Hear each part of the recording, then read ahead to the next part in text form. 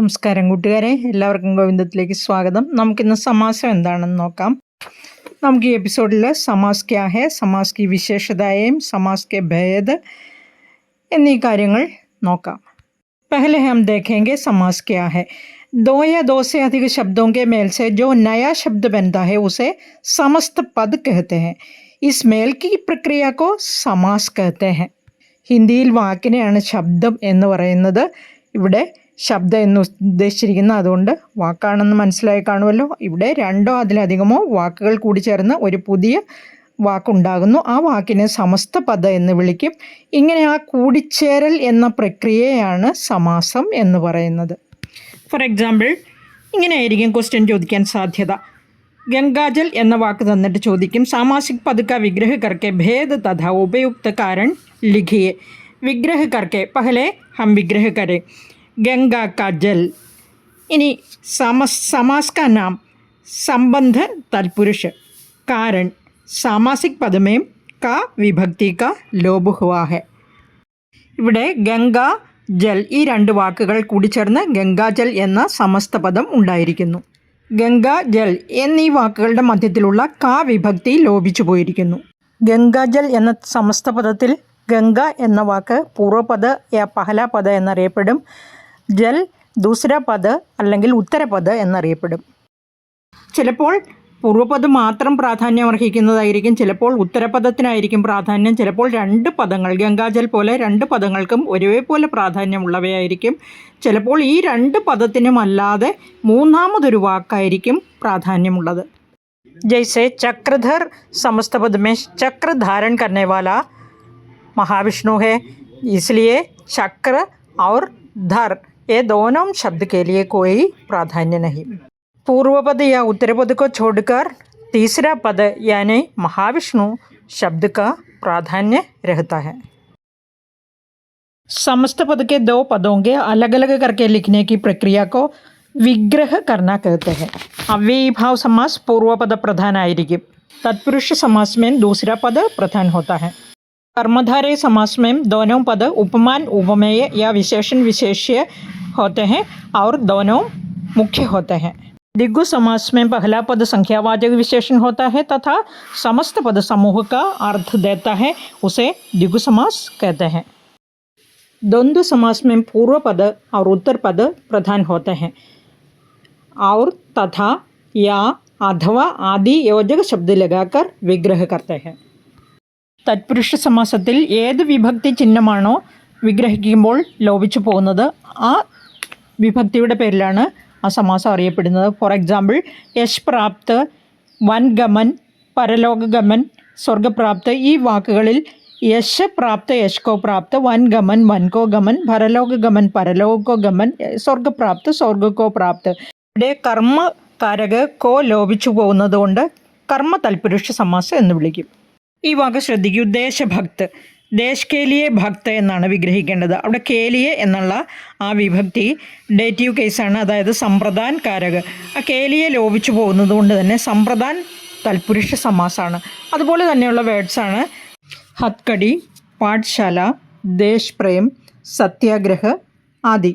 അടുത്തതായി നോക്കൂ, രോഗമുക്ത്, ദേശ് നിക്കാല, ഗുണഹീൻ, ഋണമുക്ത്. ഈ വാക്കുകളിലെല്ലാം നമുക്ക് വിഗ്രഹിക്കുമ്പോൾ കിട്ടുന്നത് രോഗസേ മുക്ത്, രോഗമുക്ത്, ദേശ് നിക്കാല, ദേശസേ നിക്കാല, ഗുണഹീൻ, ഗുണസേ ഹീൻ, ഋണമുക്ത്, ഋൺസേ മുക്ത്. ഇവിടെ സേ വിഭക്തി പ്രത്യയമാണ് ലോപിച്ചു പോകുന്നത്. സേ പ്രത്യയം അബ്ലേറ്റീവ് കേസ്, അതായത് അപാദാൻ തൽപുരുഷ സമാസാണ്. അപാദാൻ കാരകത്തിൻ്റെ ചിഹ്നമാണ് സേ. ഇനി അടുത്തതായി രാജപുത്ര, പവൻപുത്ര, ഗംഗാജൽ, സേനാപതി, ഭൂദാൻ, ദേശവാസി ഇങ്ങനെയുള്ള വാക്കുകളൊക്കെ വരുന്നത് എങ്ങനെയാണെന്ന് നോക്കാം. രാജപുത്ര രാജാ കാ പുത്ര, പവൻപുത്ര പവൻ കാ പുത്ര, ഗംഗാജൽ ഗംഗാ കാ ജൽ, സേനാപതി സേനാ കാ പതി, ഭൂദാൻ ഭൂ കാ ദാൻ, ദേശവാസി ദേശ് കാ വാസി. ഇവയെല്ലാം ആ കാ പ്രത്യയ സംബന്ധ കാരക ആയതുകൊണ്ട് സംബന്ധ തത്പുരുഷ സമാസാണ്, പൊസസീവ് കേസ്. ഇനി അടുത്തത് ശരണാഗത്, നഗരവാസ്, വൻവാസ്, ഖുഡ്സവാർ, ദാനവീർ ഇങ്ങനെയുള്ള വാക്കുകളാണ്. അത് അധികരൺ തൽപുരുഷ സമാസത്തിൽ വരുന്നവയാണ്. ലൊക്കേറ്റീവ് കേസാണ് അധികരൺ കാരക. ആ അതെങ്ങനെയാണ് വിഗ്രഹിക്കുന്നതെന്ന് നോക്കാം. ശരൺ ആഗത് ശരൺമേം ആഗത്, നഗരവാസ് നഗർമേം വാസ്, വൻ മേം വാസ്, ഖുഡ് സവാർ ഘോഡെ പർ സവാർ, ദാൻവീർ ദാൻമേം വീർ. അപ്പോൾ ഇവിടെ ആ മേം പർ എന്നീ അധികരൺ കാരക ചിഹ്നങ്ങൾ ലോപിച്ചു പോകുന്നത് കൊണ്ട് അധികരൺ തൽപുരുഷ സമാസ് എന്ന് പറയും.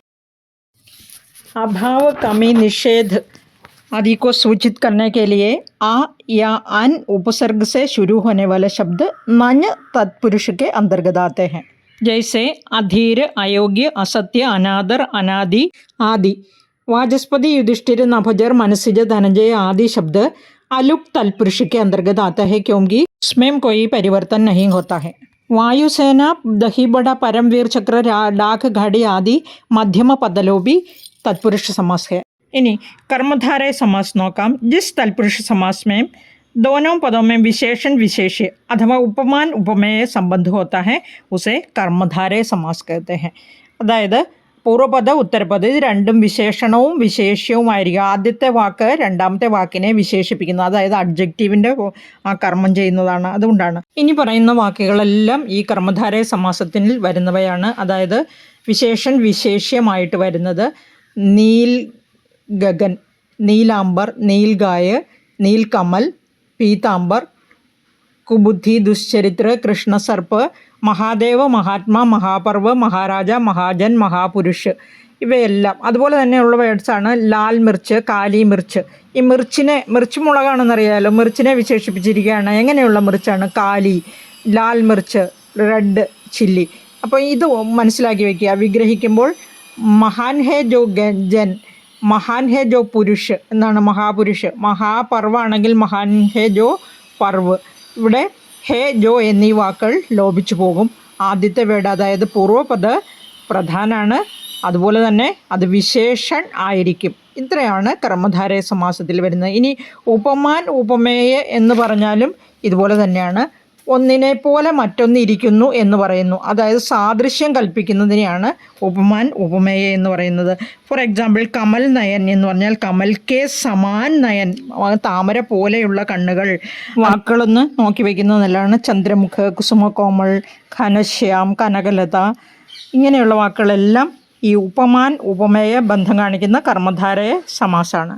ഇനി നമുക്ക് ദ്വിഗു സമാസത്തിൻ്റെ കുറച്ച് എക്സാമ്പിൾസ് നോക്കാം. സപ്താഹ, നവരത്ന, പഞ്ചവടി, ത്രിഭുവൻ, ശതാബ്ദി, സപ്തർഷി, ത്രിഫല, पंचतंत्र इवेल्लम पहला पद संख्यावाचक विशेषण होता है और ये दिगु समास के अंदर आते हैं. समस्त पद का विग्रह कैसे करें? त्रिभुवन, त्रिभुवनों का समूह. पंचवड़ी, पंच वड वृक्षों का समूह. सप्ताह, सप्त अह, अह मीन्स दिन, अह का समूह. नवरत्न, नवरत्नों का समूह. शत अब्दी, शत अब्दों का समूह. सप्तर्षि, सप्त ऋषियों का समूह. त्रिफल, त्रिफलों का समूह. पंचतंत्र, पांच तंत्रों का समूह. ഈ വാക്കുകളിൽ ഏതെങ്കിലും ഒന്നുള്ള സെൻറ്റൻസ് തന്നിട്ട് ഇപ്രകാരം ക്വസ്റ്റ്യൻ ചോദിക്കാം. इस वाक्य से सामासिक पद चुनकर उनका विग्रह करके भेद तथा ഉപയുക്ത कारण भी लिखिए. അടുത്തത് ദ്വന്ദ്വ സമാസമാണ്. ദ്വന്ദ്വം എന്ന് പറഞ്ഞാൽ തന്നെ രണ്ട് എന്നാണ് അർത്ഥം. രണ്ട് വാക്കും ഒരേപോലെ ഇമ്പോർട്ടൻ്റ് ആണ്. ആദ്യം ഞാൻ പറഞ്ഞിരുന്നു ഔർ, തഥ, അഥവാ, യാ ഇങ്ങനെയുള്ള യോജക ശബ്ദങ്ങൾ കൊണ്ട് ആ വാക്കുകൾ കൊണ്ട് യോജിപ്പിക്കുന്നതാണ് ഈ വാക്കുകൾ വിഗ്രഹിക്കുമ്പോൾ. നമുക്ക് വാക്കുകളുടെ മീനിങ് മനസ്സിലായാലേ ഏത് യോജക ശബ്ദമാണ് ഉപയോഗിക്കേണ്ടതെന്ന് അറിയാൻ പറ്റുള്ളൂ. രാമ, ലക്ഷ്മൺ, മാതാപിത ഇവയൊക്കെ വരുമ്പോൾ ഔർ ചേർത്താണ് വിഗ്രഹിക്കേണ്ടത്. രാമ ഔർ ലക്ഷ്മൺ, മാതാ ഔർ പിത, സുഖ ദുഃഖ, സുഖ ഔർ ദുഃഖ. ഇനി നമുക്ക് ഫല ബുര എന്നുള്ള വാക്ക് വരുമ്പോൾ ഫല യാ ബുര. ധോഡ ബഹുത്തും അതുപോലെ തന്നെ ധോഡ യാ ബഹുത്ത്, ഏതെങ്കിലും ഒന്ന് മതി. ഓർ എന്നുള്ള അർത്ഥമാണ് അവിടെ വരുന്നത്. ഇനി പാപ് പുണ്യമാണെങ്കിൽ പാപവും പുണ്യവും എന്ന് നമ്മൾ മനസ്സിലാക്കിയിരിക്കണം. ധർമ്മ എന്ന് പറഞ്ഞാലോ ധർമ്മം അല്ലെങ്കിൽ അഥവാ അധർമ്മ. ഊഞ്ച നീച, ഊഞ്ച യാ നീച എന്നാണ് വരിക. ഇത് നമ്മൾ മീനിങ് മനസ്സിലാക്കി എഴുതാൻ പഠിക്കണം. ഈ സമാസത്തിൽ രണ്ട് വാക്കുകളും ഒരേപോലെ ഇമ്പോർട്ടൻ്റ് ആണ്. പൂർവ്വപദ और उत्तरपद दोनों मुख्य है. അവ്യയീഭാവ സമാസത്തിൽ ആദ്യത്തെ വേർഡ് അതായത് പൂർവ്വപദ അവ്യയമായിരിക്കുമെന്ന് പറഞ്ഞു. അതല്ലെങ്കിൽ രണ്ട് വാക്കുകൾ റിപ്പീറ്റ് ചെയ്ത് അതിനെ അവ്യയമാക്കി മാറ്റി പ്രയോഗിക്കും. അതായത് ദിനോം ദിൻ, ഘർ ഘർ, ദിൻ ദിൻ എന്ന് പറയുന്നത് തന്നെയാണ് ദിനോം ദിൻ. അതുപോലെ ബീച്ചോം ബീച്ച്, രാത്തോം രാത്ത്, ഇങ്ങനെയൊക്കെ പറയുന്നതിനെയാണ് വാക്കുകൾ റിപ്പീറ്റ് ചെയ്ത് അവ്യയമാക്കി മാറ്റുന്നത് എന്ന് പറയുന്നത്. ഇനി യഥാശക്തി, യഥാസംഭവ, പ്രതിദിൻ, ഇവയെല്ലാം അവ്യയീഭാവ സമാസത്തിൽ വരുന്ന വേർഡ്സാണ്. ഇനി കുറച്ച് ക്ലൂസ് തരാം അവ്യയമായിട്ട് വരുന്ന വേർഡ്സ് ഏതൊക്കെയാണെന്ന്. ആ, ഭർ, നി, അൻ, യഥ, പ്രതി, ബേ, ബാ, ബ, ഇവയെല്ലാം ചേർത്തുള്ള വേർഡ്സാണ് അവ്യയീഭാവ സമാസത്തിൽ വരാൻ സാധ്യതയുള്ളവ.